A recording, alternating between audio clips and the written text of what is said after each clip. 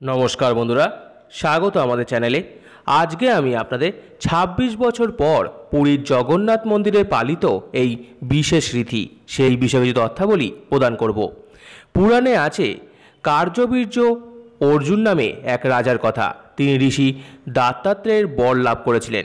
তিনি বর পান যুদ্ধক্ষেত্রে আরও দক্ষতার সঙ্গে লড়াইয়ের জন্য তার ১,০০০ হাত তৈরি হয়েছিল, যেগুলো কাজে লাগিয়ে তিনি যুদ্ধ করতে পারবেন। তাই তাকে সহস্রবাহুও বলা হয়।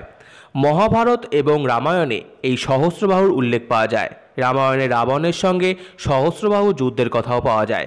আবার মহাভারতে বন পর্বে সহস্রবাহুর কথা পাওয়া যায়। সহস্রবাহু নিজের ক্ষমতায় এতটাই অন্ধ ছিলেন যে তিনি অযথায় দেবতা ও ঋষিদের নির্যাতন করতে শুরু করেন। দেবরাজ ইন্দ্রকেও নানাভাবে নির্যাতন করার চেষ্টা করেন এবং রাজা কার্যবীর্য অর্জুন বা সহস্রবাহু এমনভাবে সহস্রবাহু একদিন পরশুরামের আশ্রমে এসে হাজির হন। সেখানে হাজির হয়ে যথাযথ সেবা সত্ত্বেও তিনি আশ্রমের হোমধেনু বা গাভীর শাবককে সেখান থেকে হরণ করে নিয়ে যান। তখন পরশুরাম সেখানে ছিলেন না। তিনি ফিরে এসে এই কথা শুনে ক্রুদ্ধ হয়ে সহস্রবাহুর সঙ্গে যুদ্ধ করতে বেরিয়ে যান। সহস্রবাহুর সঙ্গে যুদ্ধ শুরু হয়। সেই যুদ্ধে সহস্রবাহুকে শেষ পর্যন্ত জব্দ করেন পরশুরাম। পরশুরাম তার কুঠার দিয়ে সহস্রবাহুর ১,০০০ হাত কেটে দেন। এই কাহিনী অনেকেরই অজানা। সেই কাহিনীর সঙ্গে পুরীর মন্দিরে একটি রীতিও যোগ আছে।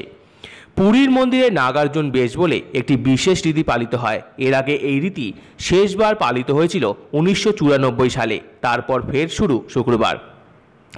এই রীতিমতো প্রভু জগন্নাথ, বলরাম এবং সুভদ্রাকে যোদ্ধার বেশে সাজানো হয়। তারপর তাদের কাছে দেওয়া হয় ১৬টি প্রাচীন অস্ত্র ও বর্ম। এই সনাতন রীতি পালন দেখতে এদিন বহু মানুষের ভিড় জমতে পারত বলেই আগে থেকেই সতর্ক ছিল পুরীর প্রশাসন। পুরীর মন্দিরে যাতে ভক্তের ভিড় না জমে এদিন পুরীর শহরে একটি অংশে ১৪৪ ধারা জারি করা হয়েছিল প্রশাসনের পক্ষ থেকে। ২৫ প্লাটুন পুলিশও মোতায়েন করা হয়েছিল বিভিন্ন কোণায়। মন্দিরের সামনে কোথাও কোনো জমায়েত হতেই দেখা যায়নি। মন্দিরে সেবায়িত ট্রাস্ট সদস্য এবং আধিকারিকরা এদিন এই রীতি পালনের সময় উপস্থিত ছিলেন। এই দিন রীতি পালনে ভক্ত সমাগম না হলেও রীতি পালন হয়েছে যথাসাধ্য মর্যাদায়।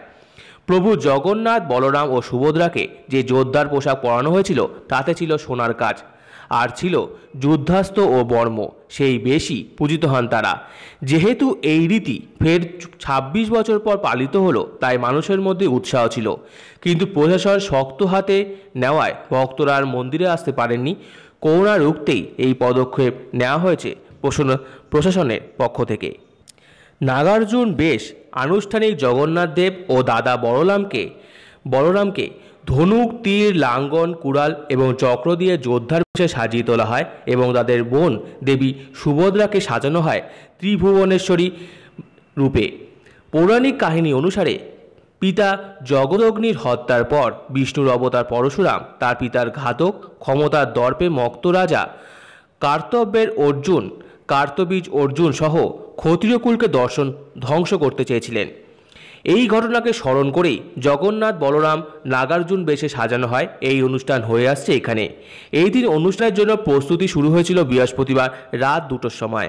মূল অনুষ্ঠান শুরু হওয়ার কথা ছিল ৪:৪৫, কিন্তু স্থানীয় সংবাদ মাধ্যমের সূত্রের খবর থেকে জানা গেল অলংকার, গয়না বা এমন কিছু বিষয়ে সেবায়িতদের মধ্যে মতনৈক্য থাকার ফলে অনুষ্ঠান শুরু হয়েছে সকাল ৭টার সময় এবং নির্বিঘ্নেই সব অনুষ্ঠান পালন করা হয়েছে। নজরদারির দায়িত্বে ছিলেন ২জন এসপি। ৭ এএসপি পাহারায় হরচণ্ডী সাহিত্য থেকে নাগার্জুন বেশ মূল মন্দিরে নিয়ে যাওয়া হয়।